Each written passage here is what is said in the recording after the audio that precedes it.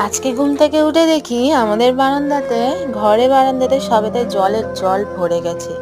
যদিও বা আজকে জলের পরিমাণটা একটু কম, কিন্তু তাও জল হয়েছে। তাই এখানে একটা ইট পেতে দিয়েছে। এগুলো পুরো জল, এগুলো পুরো জল। এখানে পুরো জল ভরে গেছে। তো আমি কোনো রকমে রেডি হয়ে গেছি অফিস যাব বলে। আমি বিছানাতেই রেডি হয়ে নিয়েছি, কিছু করার নেই। নিচেতে জামা প্যান্ট তো আর করা যাচ্ছে না। তো চলো বাইরে দেখি কেমন। পুরো জল।